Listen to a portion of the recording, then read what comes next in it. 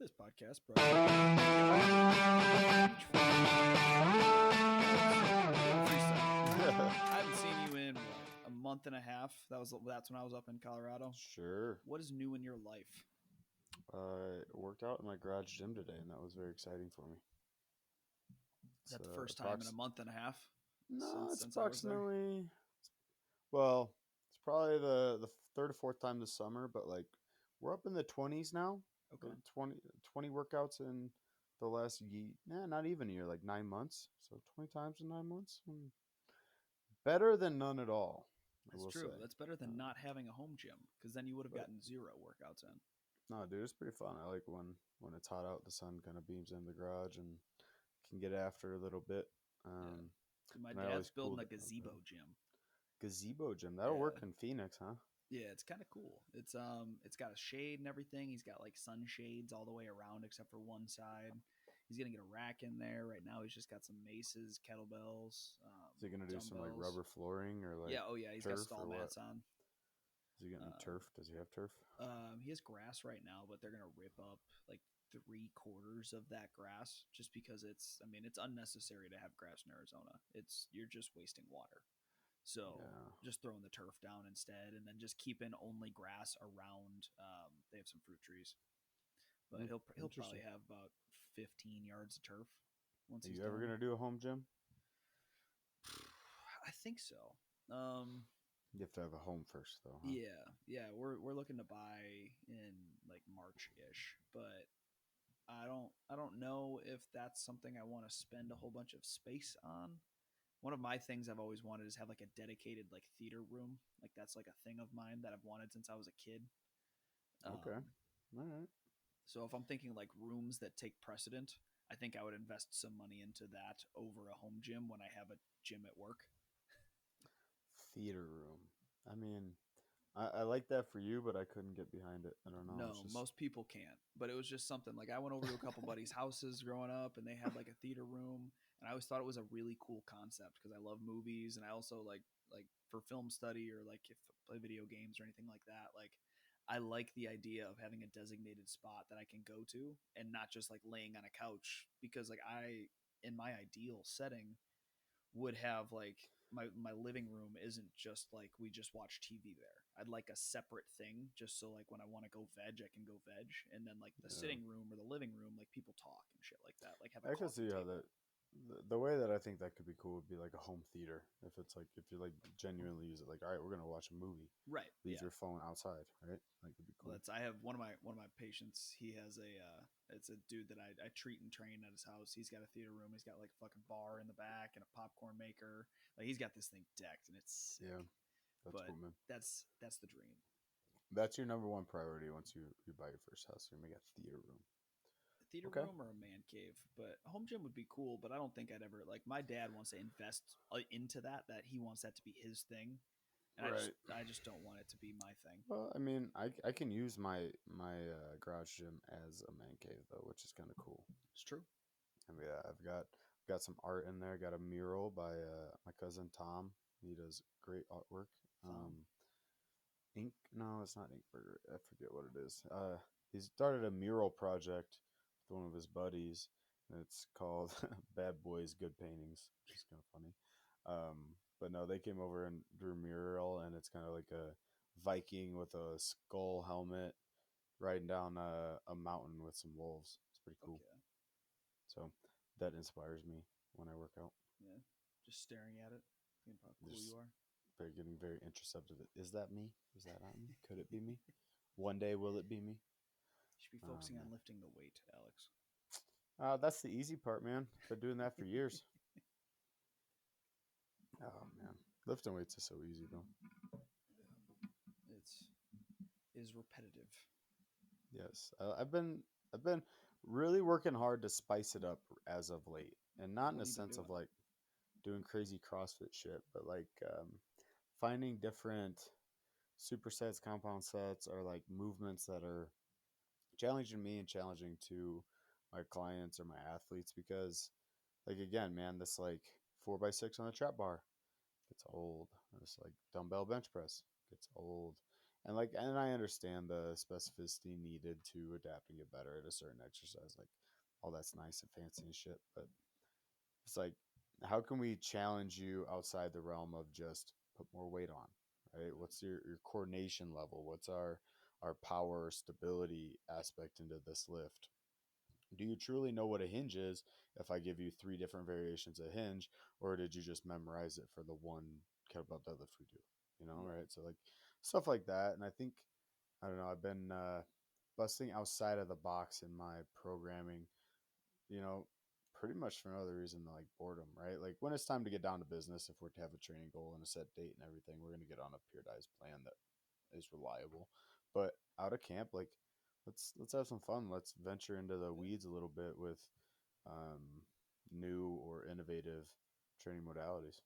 Play a little spike ball, go play some soccer. Like I like involving like any sort of athletic event as well. Mm-hmm. It just keeps gets people's minds off of like just that sets and reps like you were talking about. Just adding in something that's fun, so to say, but also having a goal. Like Yeah. we've talked about it before. Like I really like spike ball for that. Like I'm not gonna go have people instead of lifting go play bags, right? It's different, right? It's fun, but it's not with a purpose. No, you're going to do something that is going to elevate some sort of quality.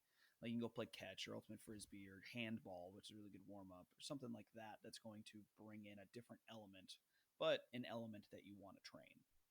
Yeah, and it's just like a competitive nature, you know, like um there are those spots like that you go and like you're just going to compete at whatever you do. You're going to have some fun just challenging yourself, and then like bringing in, like you said, a game that like evens the playing field, right? Because they're like, obviously there's sports that other people have good backgrounds in, or there's sports that are going to heavily favor a light heavyweight versus a flyweight, or like spike ball, you're relatively even matched, or like Right. a game like wiffle ball, or some stuff that people aren't typically accustomed to.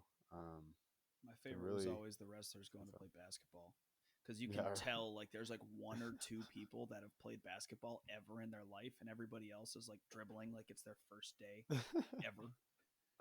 Reminds me of the Office when Yes, they're playing basketball and it's Stanley Michael dribbling. Scott. Yeah, Stanley. Shit's funny. Oh man, but no, yeah, like I wonder, we should do that, or we could do that with like our high school wrestling team or something. Like we have our lock in that we do. It's like our kickoff, beginning of the year, end of our first training week, and we sit and and we play some random games, and it's mostly centered on like having funs and stuff. And there are like accumulative points of Mm-hmm. who can win the trophy at the end of the night. Essentially, like, did your team do the best at the scavenger hunt that we did, at the basketball tournament we had, at the dodgeball tournament? Like that type of stuff is really fun, and like speaks to an un or a forgotten aspect of MMA, which is like the teamwork and cohesion and cooperation. Right. Like, well, that was kind of similar, but not 100% similar. Like that was some of the best memories we ever had with beer Olympic or with our college wrestling team was beer Olympics. Yeah, right. Like it's The obviously crazy, but it's Beer something that Olympics was rough, it increases cohesiveness. It those were some of the days that I looked forward to most in my entire UW lacrosse wrestling career was, and dude. it was because I was going to be hanging out with this group of guys that I was so close knit with, and it was going to be fun as fuck, and everybody was going to be in their best mood, and we were going to be together as a team doing something just for fun, not just with a goal in mind. Dude, I'll tell you one that trumps that is team camp. I'll check team Mm-hmm. camp. Chula That's Vista true. Team playing camp was tight. euchre, sand volleyball, Yeah. just be doing nonsense and like, Carry on mini golf oh yes, carry on. Oh yes, yes, yes, yes. Bring your own clubs. yes, Um, and beer. yep, that one too. But no, that was really fun, and like I said, just like builds a sense of camaraderie amongst the team, and I don't know. I think that does a lot of unspoken benefit for a group of individuals. Yeah, dude, that was something. That was something that was so unique to our experience at UW Lacrosse, and that's something that I'll give Coach Dave Malachek some props for. Is what he set up with that camp, and what that does for that UW Lacrosse team, and the brotherhood that it kind of helps like make or create Hmm. is crazy. It was that was actually the Yeah, first time I met you. I fucking hated you the first time I met you. I'm not gonna lie. it's fair. I thought you were too cool for school, hanging out with all the juniors and seniors, the little freshmen. Little did you know. Little did I know. Still hate you. To say that's the antithesis of what I am. But like in all seriousness, that was something that's extremely special and was a smart idea, honestly, to just pay some of these college kids to just go teach wrestling and hang out in the Wisconsin Dells with no Yeah, dude. agenda other than to just know each other. Yeah, but dude, think about also the amount of recruiting that you get done at that camp, right? Like that's how I ended up at UWL. So I went to that Really? camp as a high schooler. Yeah, I never yeah. heard about it until I was on a. But regardless, you get eyes on kids wrestling. You get to see them a little bit out of season, so you get to see how they're taking care of themselves, what they're doing. And these kids don't have two thoughts about wrestling Right. in No, college, they're up there to go fuck around. right? So you get to see a little bit of true colors, and everybody gets to have fun. Good wrestling technique. It's pretty cool time. I think they're about to have it this year. I think like this week, Probably. like Yeah. middle of June. Middle That of is. June.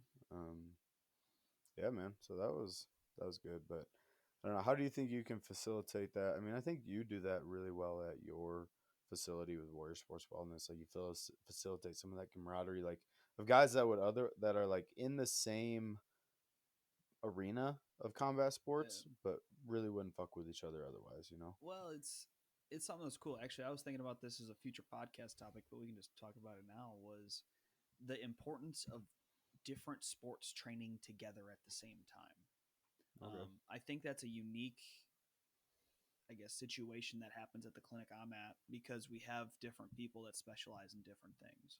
Like at any given Mm-hmm. time, I'll have my MMA guys or my NFL guys in.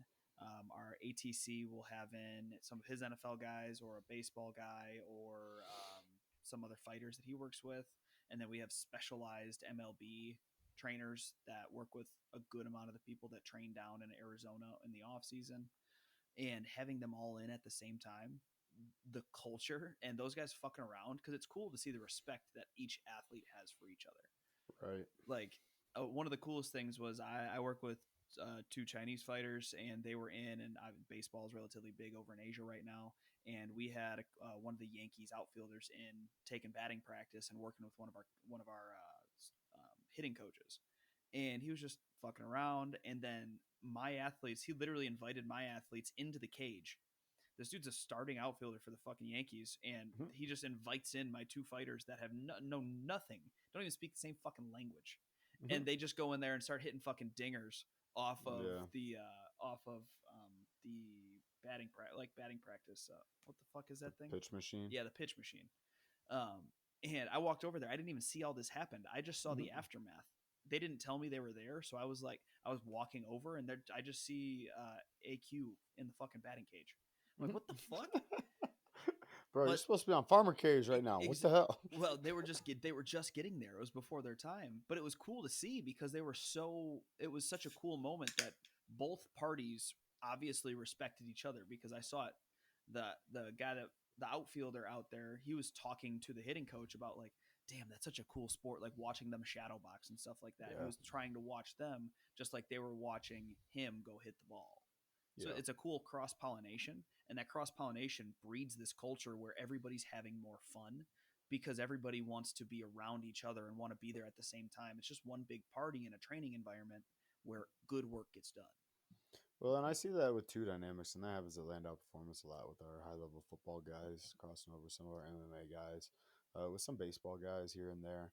Um, but I think it's two small little dynamics of athletes, right? You have Yeah. athletes who are relatively competitive, confident, open to new experiences, and want to challenge themselves, right? Like you take any other fraction or population in society, it's like I don't want to try that new thing because I might embarrass myself. Like Right. athletes don't They really don't give have a that fuck. gear, right? Like Yeah. let's go. This is not my thing, and who cares if I fuck it up? I think that is a really key point into why some of that cross pollination or like skill transfer happens. But then the other thing is like these are high performers, Mhm. right? It's not just a group of like random people like beer league softball guys, Right. or crossing over. They are high performance and they're professional in their pursuit of excellence, and then that carries with it a little bit of like capability in the social realm, in Mhm. a confidence level, in a way to like identify and seek out other high performing individuals, and then what can we bond on, what can we, you know, share ideas of like ways to further our own growth. Yeah. Well, 100%. Like a cool story was like one of the baseball guys that he's a minor leaguer, and I had one of my boxers, Adam Stewart, in, and they're just shooting the shit. They talk all the time. They're buddies when they go into the gym and they're hanging out. And then Adam invited him on a hike with all my other fighters. So this minor league baseball player is just hanging out with all the fighters out there, and he was so fucking happy the next day. This baseball player came in to be like, damn, those guys are so fucking cool, and they're making bonds outside of just the training environment. Yeah, Like it's one thing if people can get along in the gym, but anybody can get along in a gym. You're there for your purpose. As long as you're not being a dickhead, nobody's going to be a dickhead to you, right? But to actually want to spend time that you're not training, which in an athlete's life is extremely valuable because they train so much, to actually want to spend it with somebody else in a different sport you just met in a training environment, that's a cool thing. for sure, for sure. But you got to glean like different skill sets, right? Like I can think of, you know, in baseball, it's such a high skill IQ um, type of sport, Mm-hmm. right? That skill set of being acutely aware of each individual precise moment has a little bit of a transfer into sport like MMA, right? Like you can think of striking that way. Like each acute strike or combination that you're throwing, you need that level of execution and precision, similar to like a swing of a baseball bat.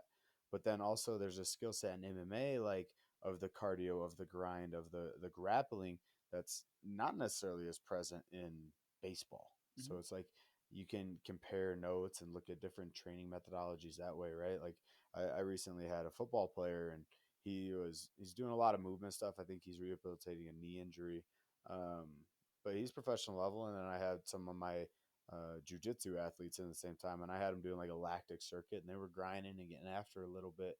And he like was like, "What are they training for, man? Like that looks awful." And I was like, yeah, they do jujitsu, and they need a little bit more of a grind and a burst, and blah blah. He's like, "Oh, that makes a lot of sense." And it's like other people are watching how people train. Yes. And it's an interesting crossover to see like you know, I had some of my MMA athletes the other day says like, why aren't those guys ever tired? And it's like baseball Bro, guys. yes.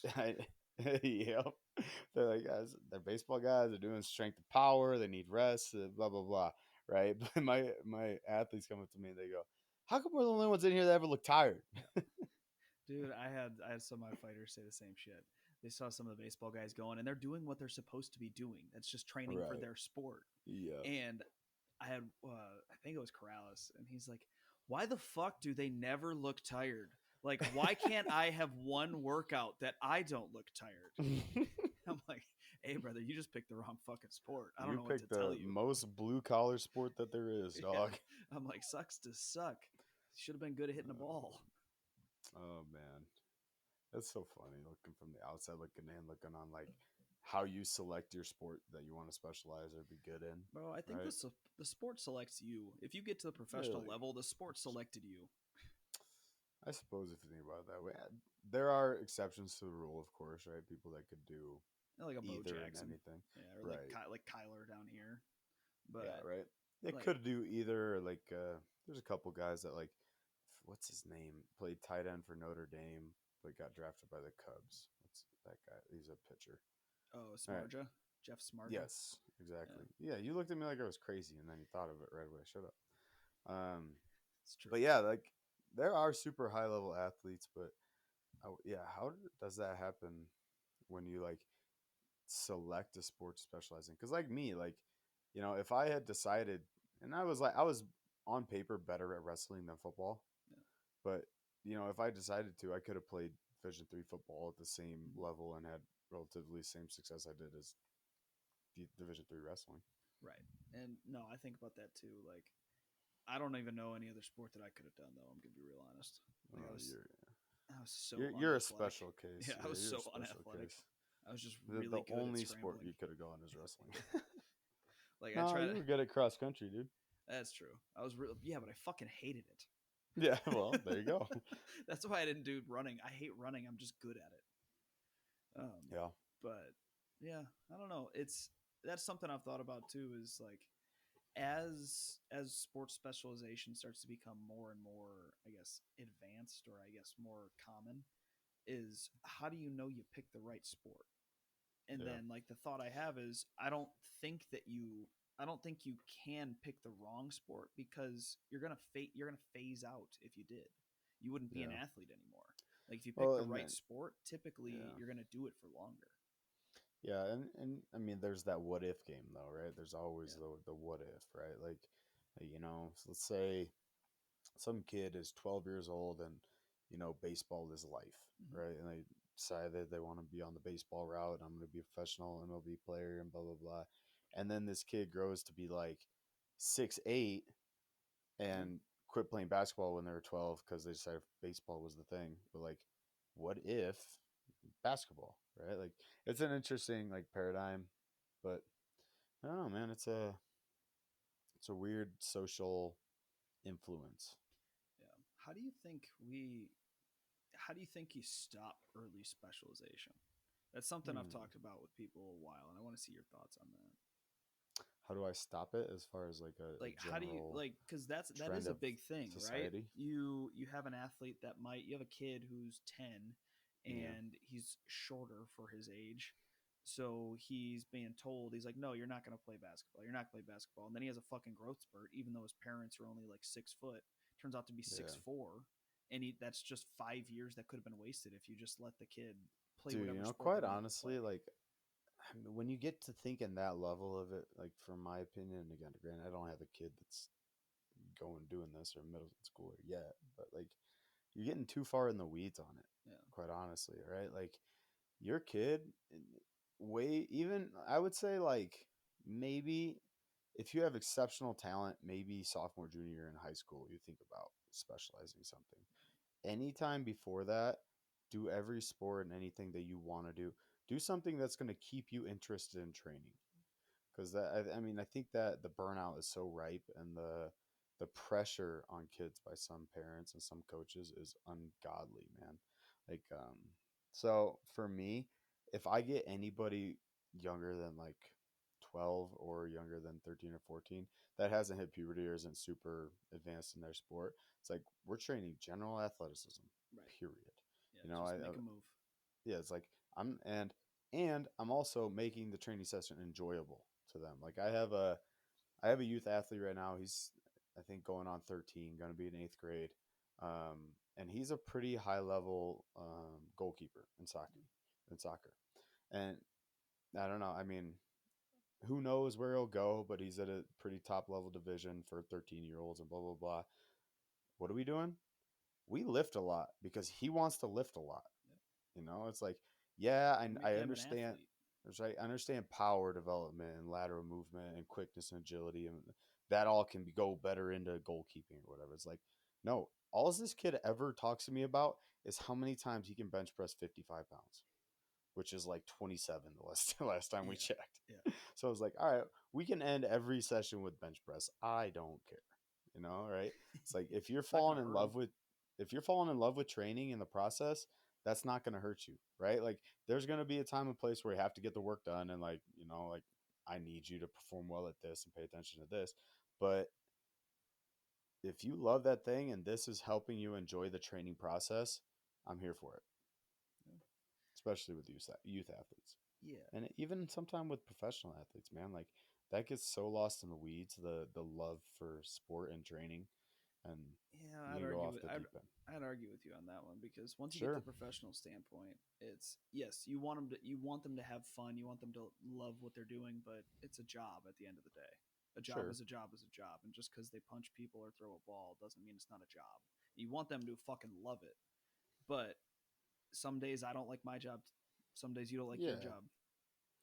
And I'm not saying everything needs to be fairy tale and like, oh, I love doing this every single day, but like, you know, the mileage can wear on some guys, one Hundred right? And it's percent. like you come with a fresh training approach and we keep it entertaining. And I'm not saying that it needs to make them happy, but a fresh entertaining training approach. That's a hard thing to say 5 times fast. A Yes, fresh, entertaining training approach um, may elicit more effort and more gains down the line, right? Like for if sure. spike ball, we talked about spike ball Hmm. earlier, right? If I have my athlete come in, do the same mundane workout, they hate it. Oh, I got to do this thing so I can go lift the weights and then I got to go practice. I got 4 more sessions today. Fuck my life. Versus we come in, do a little bit of dynamic mobility, play 10 minutes of spike ball. All Hmm. right. We cut 10 minutes out of our actual quote unquote work time, but now spirits are high, heart rate's elevated. We're going to go get after it. Right. Like I'm a complete believer in the mental stimulation aspect of that. And like positive attitude or positive vibes For being sure. a thing. But to bring it full circle on everything, there's a reason why you picked spike ball versus bags. I'm not saying don't make it fun if you can't make it fun, or if you can. I'm saying there's no way to make a 30-30 fun. Like there's just not. Sure. There's no way to make somebody enjoy that or to enjoy certain type of work if they're not in the mood to do it. And sometimes work's just got to get done. Yeah. And I think that it's a sliding scale too. Like the younger you are, all the way down to our youth athletes or middle schooler, like you have way more threshold for this needs to be fun 100%. versus this Yes. needs to be work. And then once you get down the line to 28, 27-year-old professional athlete, like maybe it slides into like 10, 15% this needs to be fun, Hmm. 85% this is work, right? And so again, I just think in our general approach of strength and conditioning, quote unquote, there's more room for enjoyment, gamification, fucking around than is typically preached. Yes. Well, that is a massive, I guess, oversight I see a lot of coaches make is a lack of creativity. Yeah. Like that's I think the number one thing that can step strength and conditioning forward is more creative people getting into the field, not more recipe followers. But dude, there's no peer reviewed literature and scientific gains about creativity. There actually is. I don't want to look at them. I want the thing that says 5 by 5 makes you stronger. Exactly. But in all reality, like that's what's gonna progress everything forward. Like I joke all the time about like the healthcare side of my job. I could teach a Mm-hmm. fucking monkey to adjust somebody.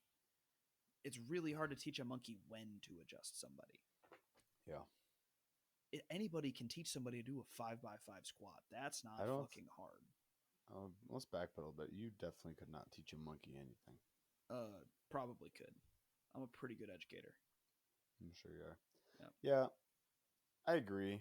The flavor they are like, and it gets back to this point of like how you coach is a little bit more important than like Yeah. what technically you coach, right? And you can't have no educational ammo in your back pocket, right? No, but You can't it's just the wing you it. got to be a cook before you're a chef. Too many people get stuck in the cook phase and don't want to progress to the chef phase where you're actually being creative and making your own recipes. They just want to Yeah, stick to the 5 by 5 model or they just want to stick to their favorite cookbook. yeah, but that's a hard route to navigate if you don't have a mentor or somebody walking you along it. Why do you need a mentor to be creative? I feel like a lot of people, and sometimes myself included, get caught up in the like, when is it time to progress or advance or change my approach, or when is it the Just right fucking do it. time for this? All right. Don't get caught in the weeds, homie. Have some fucking stone nuts and you just say fuck it, let's do it. All right. Looks like we're gonna have to do a podcast. Cool.